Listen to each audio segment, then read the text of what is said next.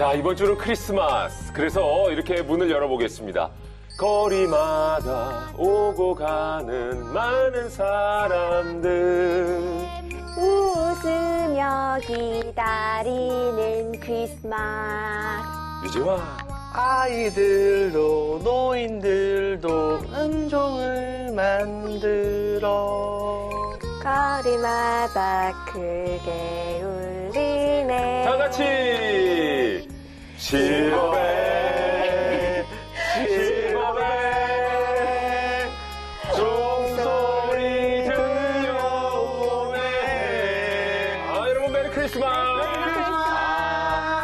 자, 덕과 함께 행복한 연말을 위해 저희가 다시 돌아왔습니다. 우리들의 법 김일주입니다. 법률 산타클로스가 되고 싶습니다. 안녕하세요. 변호사 임지혜입니다. 아름다운 캐롤송에 어울리는 남자입니다. 법조인 유지안입니다. 안녕하세요. 겨울을 녹이는 핫팩 같은 여자 법률신문기자 박수연입니다. 예, 정말 모두 메리 크리스마스예요. 메리 크리스마스입니다. 반가워요. 자, 2부가 일요일이고 네. 그렇죠? 월요일이 크리스마스예요. 그렇죠, 그렇죠. 네네. 그러니까 이번 주말부터 그 기분을 쭉 느낄 수가 있는데 저희가 뭐 온 국민이 다 할 수 있는 캐롤송으로 문을 열어봤습니다. 근데 요즘 친구들은 또 이렇게 캐롤송, 특히 이렇게 동요의 캐롤송은 잘 안 부르는 것 같기도 하고. 요즘 친구들은 이제 네. 아이의 미리 메리 크리스마스 뭐 이런 거 많이 네, 듣죠. 네. 그럼 역시 아니면은 꽃과 다르네. 이석훈, 뭐 박효신, 서인국 같이 부른 뭐 크리스마스니까. 네. 그래도 클래식 영원한 것 같아요. 이제 고전이죠. 징글벨 이런 거 전 사실 요즘도 듣거든요. 아, 그래, 신형내 버전? 달릴까 말까 이거? 어머, 앨건 저 그 정도 나이 아니에요. 그건 아니에요. 야. 저는 머라이어 캐리, 머라이어 One 캐리. for Christmas is 이런 거 듣던 생각. 그것도 94년에 나온 노래예요. 그러네요. 그것도 94년부터 나온 맞습니다. 노래입니다. 신곡이 맞습니다. 아닙니다. 그렇죠. 네. 자, 정말 크리스마스 또 연말도 정말 옆에 항상 법은 가까이 두시길 바라겠고요. 그런 의미에서 오늘도 우리 삶에 꼭 필요한 법 속으로 여러분을 안내해 드리도록 하겠습니다. 우리들의 법 출발합니다. 예전에는 몰랐는데 새롭게 탄생한 법을 알아가는 재미가 아주 쏠쏠한 순서입니다. 자, 새로 나온 따끈따끈한 법률 알아보는 순서죠. 오늘은 어떤 법인가요, 박 기자? 네, 특정 중대범죄 피의자의 경우에 신상 정보가 공개되는 거 아시죠? 혹시 네. 어떤 범죄인지 유엘 씨 알고 계신가요? 성폭력 범죄 피해자는 공개가 되지 않아요? 그쵸. 그렇죠. 그리고 살인죄 같은 특정 강력 범죄 피의자도 공개 대상 되는 그렇죠. 거죠. 네, 맞습니다. 맞아요. 그러니까 범죄 피의자 공개 대상이 그동안은 좀 제한적이고 한정적이었는데요.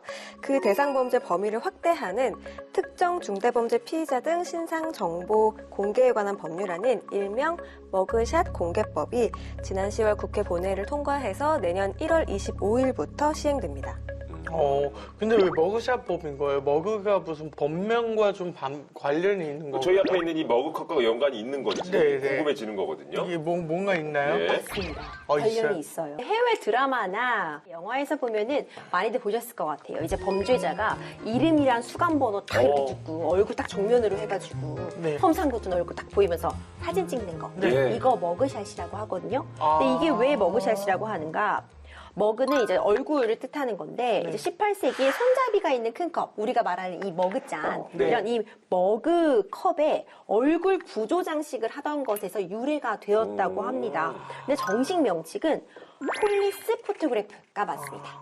폴리스 포토그래프. 그래도 그래도 진짜 머그샷법 하니까 많은 사람들이 이해는 편할 것 같긴 합니다. 발음도 폴리스 포토그래프보다 훨씬 쉽고. 네, 그렇죠. 그러니까 이런 그 사진을 머그샷을 공개한다는 건 있는 사실 그대로 보여준다는 겁니까, 그러면? 맞습니다. 그동안은 피의자의 신분증 사진 같은 거 공개를 해서 그 사진은 사실 좀 뭐 포토샵 같은 것도 되져 있을 수 있으니까 실물과 너무 다르다 지적이 좀 많아왔던 게 사실입니다. 그런 것도 있어요. 그 얼굴에 잡티 제거 이거 눌렀더니 내 얼굴 없어졌다고. 얼굴 날라가. 내 얼굴 날라갔다고. 그러니까 머그샷법이라는 게 어쨌든 정말 확실하게 딱 네, 알아볼 그렇죠. 수 있는 그런 사진을 공개하겠다라는 네. 뜻이군요. 네, 그런 셈입니다. 그러니까 포토샵 없이 모자나 마스크 같은 거 없이 피의자의 최근 얼굴과 신상 정보를 정보통신망을 이용해서 30일 동안 공개할 수 있도록 하는 건데요. 지금까지는 그 대상의 피의자로 한정이 됐습니다. 그러니까 다시 말해서 재판 과정에서 여죄가 유죄가 밝혀지더라도 이미 피고인 신분이면 공개가 안 됐거든요. 하지만 이제 재판 단계에서 특정 중대범죄로 공소 사실이 변경된다면 법원의 결정에 따라 공개가 가능해집니다. 그러니까 이 법원의 심리를 받고 있는 과정이라도 신상 공개가 될 수 있다라는 내용인 것 같은데 범죄 대상이 확대됐다고 앞서 말씀해 주셨는데 이게 어디까지 가능해지는 겁니까, 그러면? 맞습니다. 예전에는 특정 강력 범죄에 해당하거나요, 성폭력 범죄의 피의자에만 한정이 되어 있었다면 그 외에도요, 이제 내란 및 외환, 폭발물 사용, 현주 건조물 방화 치사상죄, 중상해와 특수상해, 아동 청소년 대상 성범죄, 조직, 그리고 마약 범죄까지도 이제 공개가 되는 범죄에 추가가 되게 되었습니다. 중상해, 특수상해 이건 좀 늘 헷갈리더라고요. 좀 쉽게 설명을 덧붙일 수 있나요? 상해죄는 뭔가 단순 상해에서부터 뭐 특수상해죄까지 이렇게 쭉 나뉘어 볼 수 있습니다. 근데 중상해라고 하는 건요, 그러니까 신체를 상해를 했는데 생명에 대한 위협이 발생하거나 특히 불구, 불치, 난치 질병에 이르게 한 경우 좀 중한 피해가 발생하게 된 경우를 우리가 중상해라고 부르고 있어요. 뭐 한두 달 정도 입원할 상태로 다리가 부러졌다거나 이런 건 중상해가 아닌 건가요? 그렇죠. 이제 한두 달 정도, 그것도 사실 중한 상해죠. 사실상 우리가 일상생활을 하기에는 굉장히 큰 상처이고 치료가 오래 걸리지만 중상해는 이제 그거보다는 좀 더 치료를 요하는, 그리고 이제 치료가 어려운 그런 정도의 상해를 뜻한다고 볼 수 있고요. 그리고 단체, 여러 명이서 그런 여러 명이 함께 위력을 사용한다거나 아니면 칼과 같은 위험한 물체를 휴대해서 사람이 자기 또는 배우자의 직계존속의 신체를 상해한다면 이땐 또 특수상해로서 좀 처벌을 하고 있습니다. 어떻게 유엔님 이해가 가셨나요? 그 말끔하게 이해가 아우, 됐습니다. 좋습니다. 네. 근데 만에 하나 피해자가 극적으로 무죄 판결을 받게 됐어요. 그럼 어떻게 해요? 진짜 뭐 그런 경우가 많지는 않겠지만 실제로 벌어진다면 네, 만에 하나. 너무 억울한 상황이 될 것 같은데. 그럴 수 있습니다. 그러니까 신상 정보가 공개된 사람이 뭐 불기소 처분을 받거나 불송치 결정을 받거나 특정 중대 범죄에 대해서 무죄가 확정되거나 한 경우에는 형사 보상과 별도로 국가에 대해 신상 정보 공개에 따른 보상을 청구할 수 있도록 하는 규정을 이제 만들어뒀습니다. 근데 만약에 무죄로 이제 확정이 된다고 하더라도 온라인상에 그 사진들이 남을 수가 있잖아요. 네. 그래서 그런 건 또 어떻게 해결할 것인가, 그런 부작용에 대해서도 고민이 좀 필요한 부분인 것 같습니다. 네, 그리고 이제 특정 중대 범죄를 저지르기만 하면 모두 다 신상이 공개된다, 이렇게 보시면 안 될 것이요. 그 법 안에는 신상정보 공개 여부를 심의하는 그런 신상정보 공개 심의위원회를 두도록 정하고 있고요. 사실 이렇게 생각하시는 분들 많을 것 같아요. 아니, 나쁜 짓 하면은 싹 다 공개해야지. 오히려 피해자가 숨어서 다니고 가해자는 보호해 주는 거냐, 이렇게 생각 많이 하시는데 어떤 어려움이 또 현실적으로 있냐면요. 그 가해자의 가족들, 사실상 신상이 공개되게 되면은 그의 자녀들, 뭐 그의 부모들 다 알아볼 수 있게 되잖아요. 그러니까 그런 나머지 가족들에게도 역시 좀 회복할 수 없는 피해를 줄 수 있다는 점에서 조심하는 부분이 있었던 것 같아요. 근데 하지만 무엇보다도 중요한 건 피해자에 대한 피해 회복이고 가해자에겐 그에 합당한 처벌이 이루어져야 되기 때문에 기준 같은 걸 잘 마련한다면 이런 문제점은 최소화할 수 있지 않을까 싶어요.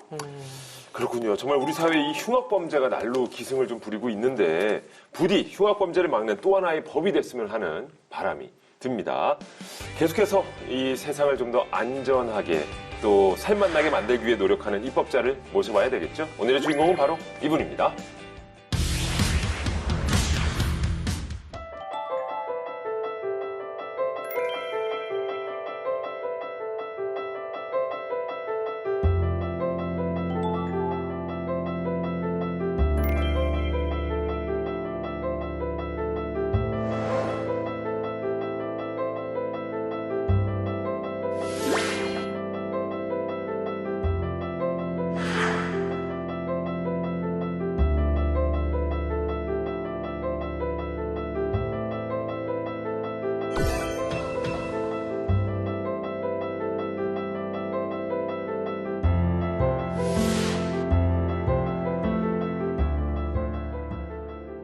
전세사기 피해자 특별법안 대안은 가결되었음을 선포합니다. 국회는 전세사기 특별법 즉각 개정하라!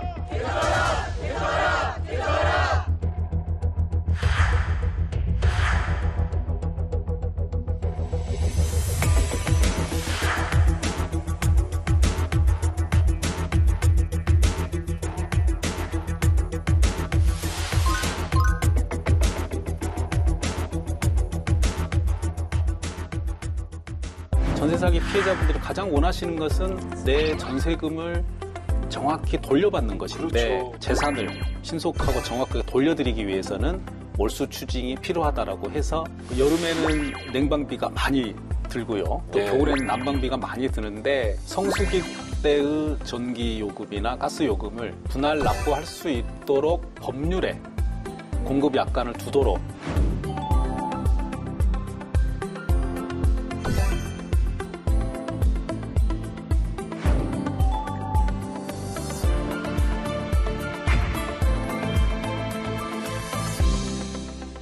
금천의 아침 기상은 이분이 가장 먼저 하지 않을까요?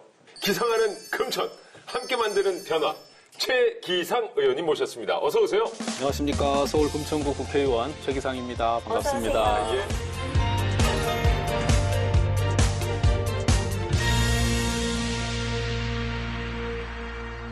반갑습니다. 제가 성함이 최기상 의원이셔가지고 이렇게 말씀을 좀 드렸는데 괜찮으시죠? 네, 매일 아침 일찍 일어나고 있습니다. 그러시군요. 보통 진짜 몇 시쯤 일어나십니까? 5시에서 6시 사이에 이야. 일어나서 아침 일정을 하는 경우가 많습니다. 오. 최고 빠른 기상이네, 진짜. 일어나셔서 가장 먼저 하시는 일은 뭐 찬물 마시기 아니면 뭐 스트레칭. 그날의 날씨 상황을 살펴서 기상 상태가 어떤지 봐야 될 것 같고요. 우선은 네. 예. 기상에서 기상 기상도. 상태를 보고. 기상 네, 상태를 오늘 어떻게 기상 있는 무정 활동을 할 수 있을지 와. 잠시 누워서 생각을 하려고 합니다. 네. 아, 그러시군요. 야, 성함이랑 굉장히 어울리는 유머가 정말 굉장하셨는데요, 지금. 예, 활동을 아침 기상 때부터 쭉 해오시네요. 야, 이제 12월 중순이 넘어가고 있는 시점인데요. 원래 이제 내년 예산 그 정리가 이미 끝났어야 하는 시점이라고도 들었습니다만 요즘 의원님께서는 어떤 일 때문에 가장 바쁘십니까?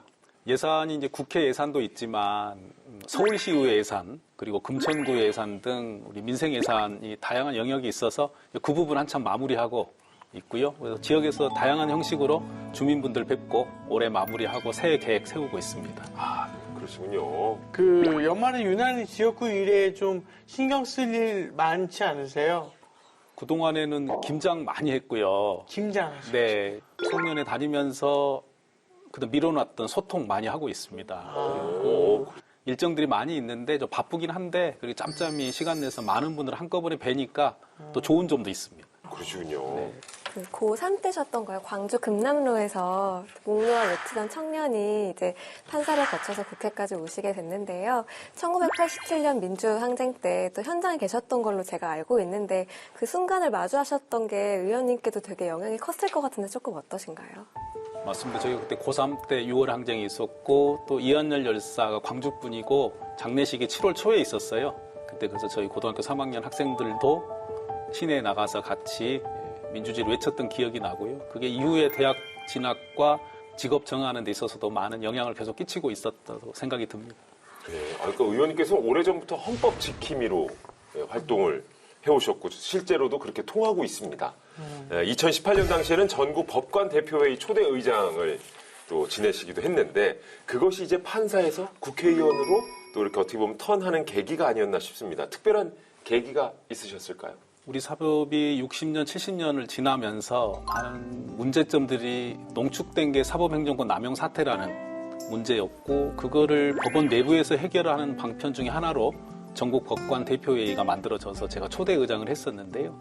내부 개혁이 한계를 절감을 했습니다. 그래서 이 법원 개혁은 내부뿐만이 아니라 입법부나 시민사회단체 등 내외부의 힘이 합쳐져야 된다는 생각을 하면서 고민하고 있을 즈음에 정치에 입문하게 된 계기가 있어서 정치를 하게 되었습니다.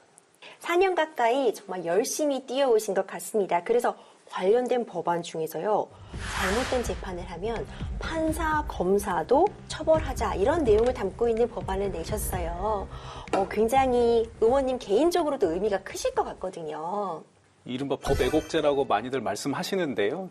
저 이제 생각이 민주공화국이라면 이제 권한 행사나 공권력 행사에는 책임이 따른다고 늘 생각이 왔습니다. 그런데 우리나라 판사 검사들이 60년 이상 동안 권한 행사는 막강한데 책임을 지지 않았다는 생각을 늘 해왔고요.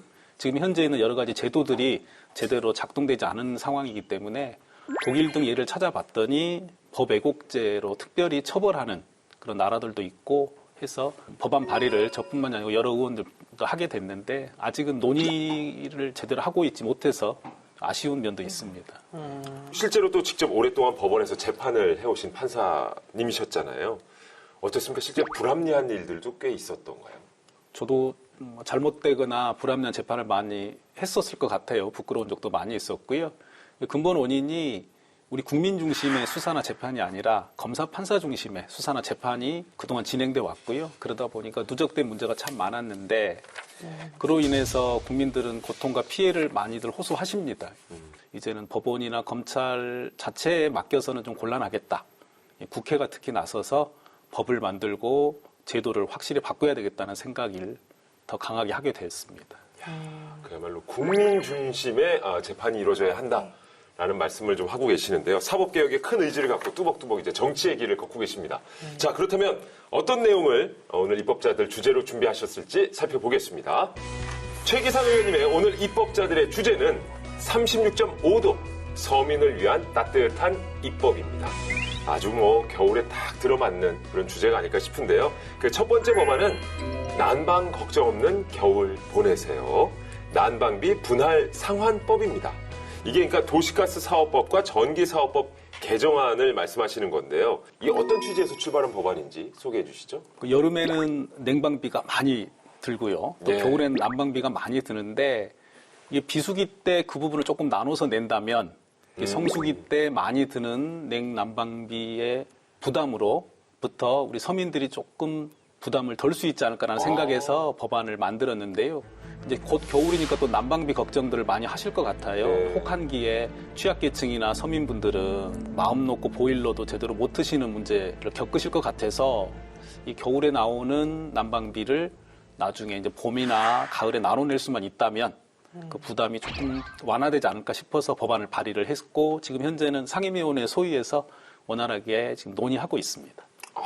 그렇군요. 우리 재환 씨도 충분히 느끼잖아요. 그 두꺼비 집이 내려갈 때 내려갈 때가 있어요. 너무 그게. 많이 써서요? 네, 너무 많이 써서 내려갈 때는 진짜 이거 어떡하나 진짜 또 전기 폭탄 요금 맞을 텐데 지금 굉장히 그쵸. 심각한 상황이라 그래요. 요즘 다들 관리비 고지서 받기가 두근두근하다 이런 말씀들 많이 하시거든요. 실제로 얼마나 심각한 상황인가요, 의원님?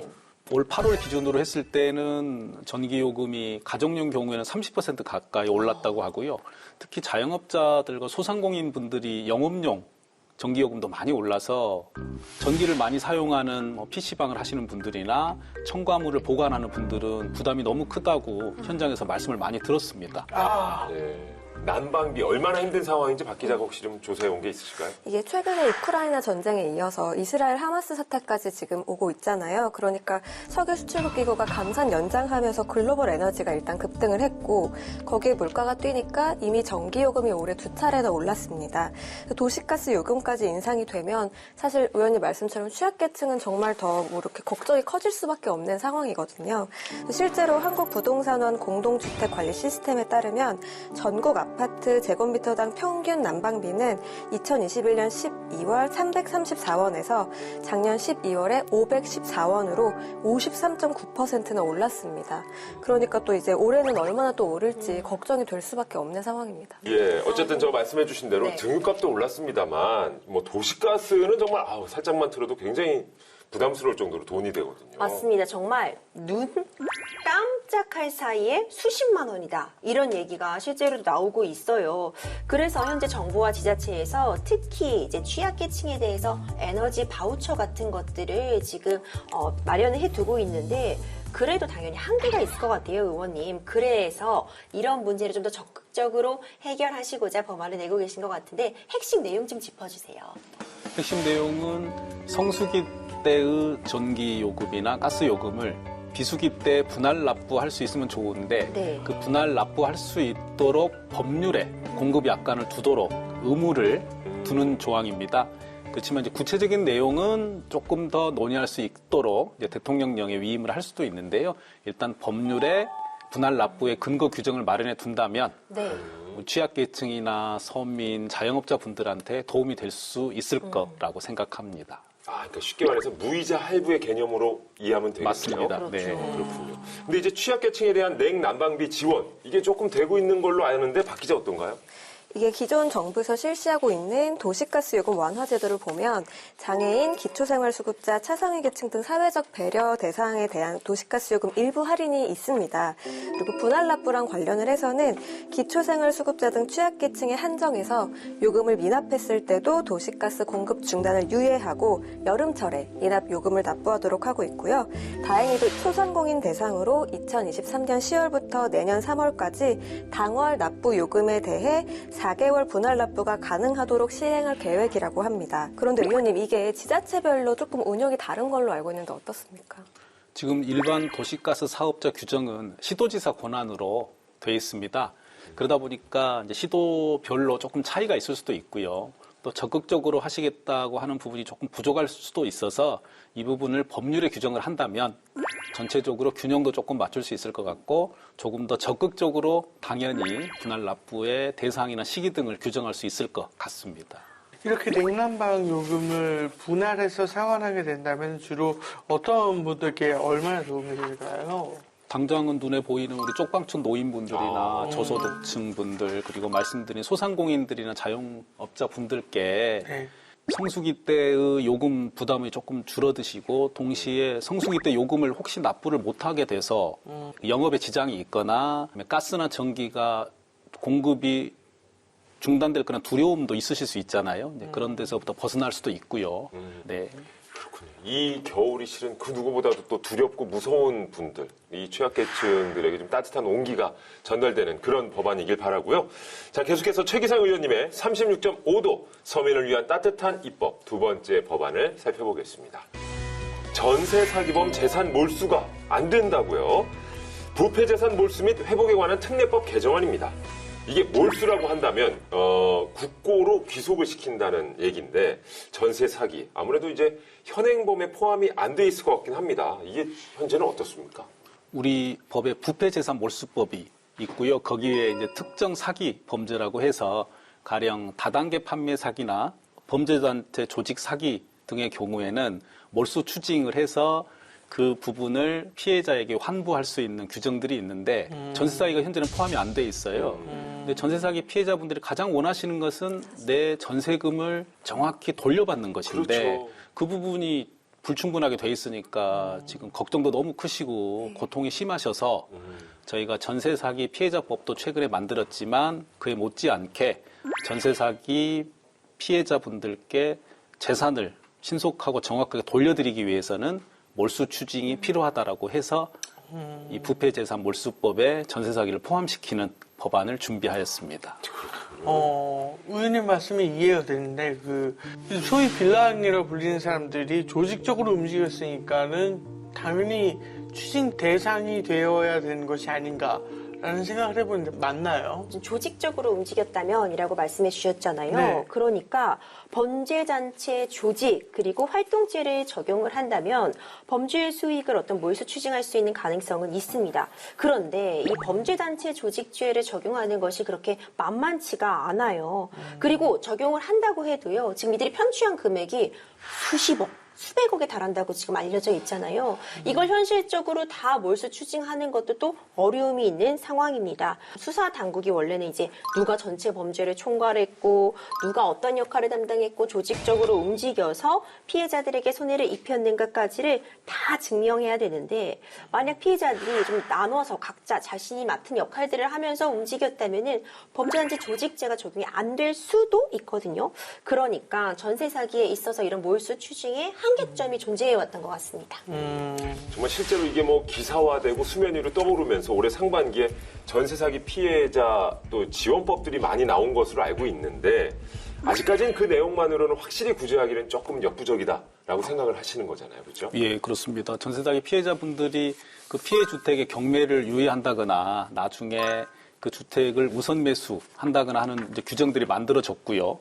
그리고 피해자를 지원하는 단체도 생겼고 심리 지원도 할 수 있게 돼 있는데 그보다 더 중요한 게 재산을 돌려받을 수 있다는 것에 대한 어떤 기대감, 안심이 돼야 되는데 그러기 위해서는 이 전세 사기 피해의 그 재산을 국가에서 그 부분을 보전을 해놓고 돌려받을 수 있는 준비를 해야 하는 게 중요해서 이 부분이 꼭 같이 필요하다고 생각을 합니다. 이게 뭐 전세 사기 방지법들이 시행이 되고 있습니다만 여전히 이 전세 지옥이라 불리는 그런 상황에 처해 있는 분들이 계신다고 하는데 어느 정도나 지금 상황이 심각한 건가요?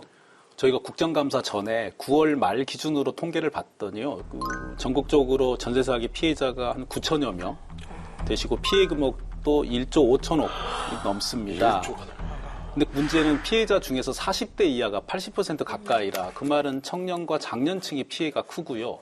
또 지역적으로도 과거에 서울과 인천 쪽에 있었는데 최근에 수원, 대전 등 전국적으로 확산하는 추세여서 경찰청과 지방자치단체 등에서도 아주 이 부분에 대해서 대책 마련에 몰두하고 있었습니다. 예. 그러니까 이 피해자 숫자도 인정된 피해자가 이만큼 그렇습니다. 그러니까 더 많을 수 있다. 더 많을 수 있지요. 네. 얘기잖아요. 그러니까 이 전세 사기에 실은 공인중개사가 가담을 하니까 세입자 입장에서 속수무책일 수밖에 없어요. 그죠? 맞습니다. 이제 최근에 제가 이제 국토부에서 지자체랑 같이 특별 점검을 한 결과를 좀 파악을 해봤는데 1일차 점검에서 공인중개사 4,332명을 대상으로 점검을 했습니다. 약 20%에 달하는 880명의 위법 행위 932건이 적발이 됐거든요. 근데 의원님 말씀처럼 젊은 층이 많다는 얘기는 이게 또 다 빚이거나 빚이 눈덩이처럼 불어난다 이런 상황인 걸로 보이는데 의원님께서 이런 얘기 들으면 마음이 많이 무거우실 것 같습니다. 맞습니다. 전세보증금은 우리 주거에 관한 부분이고 삶의 근간에 관한 부분인데 그걸 못 돌려받는다는 것도 걱정인데 그중에 일부가 빚으로 마련했다고 하면 빚을 상환해야 된다는 부담감이 얼마나 크겠습니까? 그래서 인터뷰를 보면 이 전세보증금을 돌려받기 위해서 경찰서와 여러 단체를 다니면서도 가슴이 늘 무너져 내린다고 하시고 또 안타깝게 극단적인 선택을 한 기사도 최근에 막 나오고 있어서 이 부분은 반드시 신속하게 해결해야 된다 이런 생각을 더 하게 되었습니다. 의원님께서 이렇게 피해 보전에 특히 또 관심을 많이 갖고 계신 것 같아요. 부패재산몰수법 개정안 이 내용도 좀 짚어주시죠. 네, 지금 현재 범죄단체 조직 사기에 일부 이 전세 사기 피해를 구제받을 수 있는 방법도 있긴 하지만 거기에서 빠진 부분이 있기 때문에 전세 사기 범죄를 아예 추가를 했고요. 그리고 전세 사기 피해자 법도 지금 시행이 되고 있지만 거기에서 보호하고 있는 부분과 요건이 조금 부족한 부분이 있어서 전세 사기 피해자 법보다는 조금 요건을 완화해서 몰수 추징의 대상을 조금 더 확대했고요. 그래서 결국은 몰수 추징 이후에 기소 전 몰수 추징 단계까지 간다면 우리 피해자분들께서 내 재산을 돌려받을 수 있겠다는 안심과 기대 부분이 저는 심리적으로도 매우 중요하다고 생각이 듭니다. 야, 근데 보통 이제 뭐 전세 사기는 아니지만 뭐 다른 여타 특정 사기 범죄자들의 재산 이거 사실 몰수가 참 힘들다는 얘기도 들었어요. 뭐 배째라 나 없다, 뭐 다 써버렸다. 이래버리면 뭐 쉽지 않다고 들었는데 현재 그러면 이 특정 사기 범죄자의 재산 몰수가 이 피해 금액이 어느 정도로 좀 이루어지고 있습니까? 이번에 국정감사 때 그 부분 확인을 한번 해봤습니다. 그래서 경찰청에 물어봤더니 전세 사기 부분에 관해서 보니까 한 5천여 명을 검거를 했고 네. 1,000억 원 정도를 몰수 추징 보전을 했다고 합니다. 근데 아까 말씀드린 피해 금액이 1조 5천억이기 때문에 1,000억 원이면 7%에 그치였습니다. 그래서 많은 국회의원들이 이제 경찰청에 몰수 추징의 비율을 더 높여야 된다라고 지적을 했고 경찰에서도 그 부분을 충분히 이해하고 있어서 다각도로 이 부분을 더 확대해서 피해 보전에 만전을 기하겠다 이렇게 약속을 했습니다. 저희 행안위에서 계속 이 부분을 더 관심 있고 세밀하게 살펴볼 계획입니다. 네. 그나마 숨통이 좀 트일 것 같은데 어떤 효과를 좀 기대하십니까? 우선은 말씀드린 대로 그 몰수 추징 보전의 비율이 높아지면 당연히 피해를 돌려받을 확률이 높아지는 거고요. 그리고 범죄를 저지른 가해자분들이 재산을 은닉하거나 처분하는 것도 훨씬 예전보다는 못하게 되는 상황이 됩니다. 근데 이 부분을 저희가 마무리하기 위해서 저희 더불어민주당에서는 지금 전세상의 특별위원회를 지금 현재 새롭게 확대해서 진행을 하고 있고 저도 그 위원으로 참여하고 있어서 이 입법을 마무리하고 그리고 이미 시행되고 있는 전세사기 피해자법에 실효적 있는 진행을 위해서 더 집중하도록 지금 준비하고 있습니다.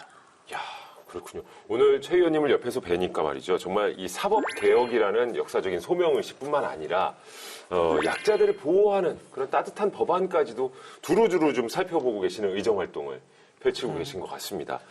오늘 뭐 소개를 해드린 법안뿐만 아니라 좋은 법안을 더 많이 내셨지만 통과가 됐을 때 오는 보람도 굉장히 클 것 같거든요. 가장 기억에 남는 법안이 있다면 혹시 어떤 법안이 있으실까요, 개인적으로? 미성년자 빚 대물림 방지법이라는 이름으로 불리는 민법 개정안이 있었습니다. 네. 미성년자들이 부모 등의 빚을 상속하게 돼서 성인이 돼서 빚을 갚느라고 너무 힘들게 지내는 모습들이 언론을 통해서 많이 봤습니다. 그래서 이 부분을 어떻게 하면 곤란에서 벗어나게 할까 고민하고 있던 차에 이 미성년자 빚 대물림 방지법을 제안을 했는데 다행히 여야를 막론하고 또 정부에서도 협조해서 법이 통과됐고 지금 시행된 지 벌써 1년이 돼가고 있습니다. 그래서 이 법안으로 사실 대한민국 정치인이 받을 수 있는 가장 영예로운 상이라고 하는 국회의정 대상을 받으셨잖아요. 뿐만 아니라 머니투데이 더 300에서 국민의 삶에 실질적으로 가장 좋은 영향을 끼친 완성도 있는 법률을 선정한 2022년 대한민국 최우수 법률상을 수상을 하셨습니다. 야, 축하드립니다. 축하드립니다. 예. 감사합니다. 더 삼배. 여기서 간단하게 또 소감 한 말씀 해봐야죠. 저희가 드린 건 아닙니다만. 우리 아이들의 가난은 아이들의 잘못이 아니지 않습니까? 우리 아이들이 빚으로부터 해방돼서 공정하게 그리고 자유롭게 이 사회를 살 수 있도록 법안을 냈는데 법무부와 그리고 여야를 막론하고 법안에 함께 힘을 실어주셔서 국회의원으로서 정말 큰 보람을 느끼고요. 앞으로 이런 법안을 만드는데 더욱 매진하겠다는 말씀드립니다. 감사합니다. 저희가 감사합니다, 정말. 자, 이제 21대 국회가 4개월 남짓 남았습니다. 어떤 마무리를 위해서 어떤 계획을 좀 세우고 계신지요? 우선은 국회에 들어와서 1호 법안으로 된 법률안들이 제대로 지금 통과가 안 돼서 그 부분을 어떻게 통과시키도록 노력할지 한 가지가 있고요. 두 번째로는 최근에 대법원장과 헌법재판소장 지명 관련해서 제가 대법원장과 헌법재판소장 추천위원회 법을 발의를 했는데 그 부분을 논의를 시작을 할 것 같습니다. 그래서 이 부분을 좀 더 논의를 확산시켜서 우리 국민들과 우리 정치권에서 같이 머리를 맞대기를 기대하고 있습니다. 네, 이 사법개혁이란 부분이 정말 필요한 부분이지만 또 쉽지 않은 일이기 때문에 앞으로 관련 분야 전문가들과도 소통이 충분히 좀 필요할 것 같은데요. 말씀드린 1호 법안은 판사, 검사로 일하던 사람들이 변호사를 하게 될 때 등록심사 의무화 제도를 둔 거거든요. 그래서 소위 전관예우도 좀 방지하고 또 판검사로서 재직하던 도중에 잘못한 일이 있으면 책임을 지라는 취지의 법인데요. 이 부분도 많은 전문가들과 일반 국민들과의 논의를 좀 했고요. 또 대법원장 후보 추천위원회나 헌법재판소장 후보 추천위원회도 전문가들과 일반인들 같이 토론을 했습니다만 아직 정치권과 특히 대통령실의 입장이 조금 반대하는 입장이 좀 있어서 그 부분도 같이 공론화해서 의견을 좀 모아갈 생각입니다. 그렇군요. 아니, 오늘 정말 의원님을 옆에서 쭉 지켜봤습니다만 외모도 굉장히 온화하고 또 친근하시고 우리 세 분은 어떠셨는지 궁금해요. 오늘 최기상 의원님과 함께 봤는데. 저는 딱 한 가지 궁금한 게, 나 최기상의 성격은 내가 생각하는 나 최기상의 성격은 어떻게 정의 내릴 수 있을까요? 경쾌하고 유쾌하게 살고자 하는데 끊임없이 성찰하지 않으면 마냥 게을러지는 성격. 게을러질 수 있는 분이세요? 근데 예. MC님 우리랑 그 게으르다의 어떤 기준점이 다르실 수는 있을 것 같아요. 우리가 맞아. 생각하는 게으름이 아니라 오늘 5시에 못 일어나고 5시 반에 일어났네. 나 나태해졌다. 이런 거 아니실까요? 맞아, 네? 아니지 않을까요? 우리는 깜빡 잘못하면 오후 5시거든요. 맞아요. 예. 자, 응원의 메시지 우리 의원님께 한 말씀씩 건네주신다면. 법률신문의 또 기자거든요. 해서 또 판사 출신이시기도 하고 워낙에 좀 구면이신가요? 어떻습니까? 박 기자. 자, 이제 최기상 의원님은 법원에 계실 때부터 제가 인사를 드렸었고 저희 법률신문의 필진으로도 저희가 모셨던 조금 인연이 있는데요. 항상 기억에 조금 남는 게 이제 법관 시절에 출퇴근하실 때 지하철에서 항상 책을 읽으셨었고 멋있다. 읽으시는 책을 저한테 이런 책도 있다면서 소개를 되게 많이 해주셨었는데 제일 기억에 많이 남는 게 이제 박 기자 이 책은 한번 꼭 읽어봐요 하셨던 책이 82년생 김지영이라는 책이었어요. 이게 네, 나중에 알죠. 사회적으로 되게 큰 이슈가 됐었는데 훨씬 이전에 이제 그렇게 이슈되기 전에 말씀을 해주셔서 제가 읽었었는데 그게 되게 좀 기억에 많이 남아서 항상 조금 선한 영향력을 많은 사람들께 주셨던 분이 아닌가라는 기억이 항상 있습니다. 우리 박수영 기자님이 제가 좋은 판사가 되도록 늘 견제와 격려와 응원을 해주셨던 분이고요. 근데 최근에 뵀더니 우리들의 법을 너무 좋아하시더라고요. 그래서 저보고 같이 한번 말씀 나누자고 이렇게 제안을 해주셔서 이렇게 귀한 자리에 나오게 됐습니다. 그렇구나. 예. 이런 시점에서 네. 저 임주혜 변호사도 삼행시로 부탁을 던집니다. 자, 문 띄워드리겠습니다. 띄워주세요. 예. 최 기상 의원님 기세 좋게 지금처럼 상 많이 받으세요. 감사합니다. 아니, 오늘 다들 감동했나봐. 최기상 의원님께. 자, 이제 연말 연초입니다. 예, 마지막으로 우리 시청자 여러분께 한 말씀 해주신다면요. 네, 국민 여러분 새해도 늘 건강하시고 행복하시고요. 새해에는 늘 기분 좋아질 결심, 더 행복할 결심, 그리고 모르는 이웃에게 친절할 결심을 하시기를 저도 소망하고 저도 국민을 위한 정치하도록 결심하고 또 결심하겠습니다. 감사합니다. 예, 오늘 정말 헌법 지킴이로서 또 국민 지킴이로서 함께하신 우리 최기상 의원님이셨습니다. 감사합니다. 감사합니다. 감사합니다.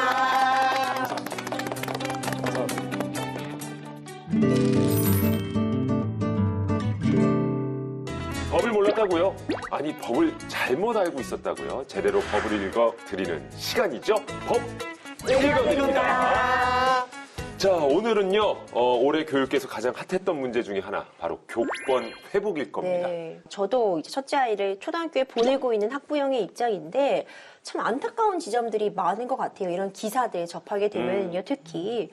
최근에는 이제 교사와 아이들 간에 뭐 아동학대다, 아니다, 뭐 두고 논란이 끊이질 않는다고 하는데요. 오늘 법 읽어드립니다도 교사 훈육권에 대한 내용이 담겨 있다고 합니다. 어떤 사연인지 들여다보시죠. 자, 책 펴고 수업 시작하자. 빠샤! 아하, 환희. 너 또 페트병 갖고 장난치니? 안 돼. 일단 선생님이 경고했다. 저 아닌데요? 누구지? 야, 너 맞잖아. 조용히 좀 해. 아, 짜증나. 너나 잘하셔. 부시럭. 빠샤! 어허, 너 자꾸 소란스럽게 할래? 환희 레드카드야. 아니, 선생님. 뭐 이 정도로 레드카드를 줘요? 어우, 스트레스.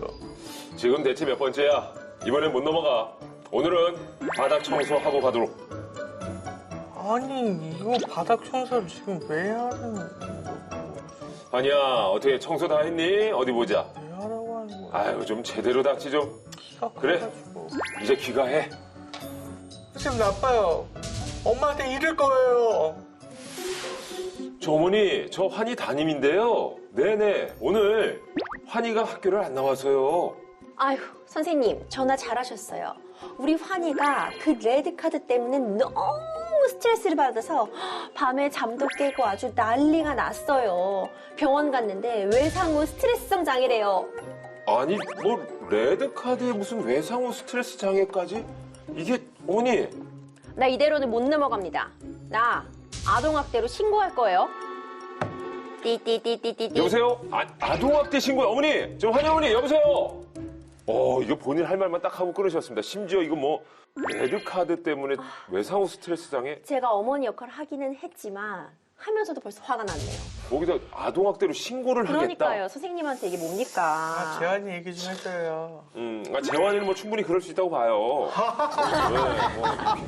근데 이게 레드카드라는 게 이게 뭘까요? 이게 법적으로는 없는 것 같은데. 네, 법적으로는 없죠. 우리가 왜 운동 경기할 때 뭐 축구에서 뭐 레드카드 하면 퇴장 이런 의미 갖고 있잖아요. 그러니까 이게 법적으로 있는 건 아니고 왜 우리 밤마다 약속 정하는 것들 있잖아요. 뭐 그렇죠. 칭찬 스티커 이런 네. 것도 있을 수 네. 있고 요즘은 사실 전혀 체벌이나 이런 부분이 없기 때문에 반 안에서 규칙을 어길 경우에 줄 수 있는 그런 벌칙으로 레드카드를 좀 고안해 내신 것 같아요. 그러니까 경고의 의미로 만든 반 내에서의 규칙인 그렇죠. 것 같은데.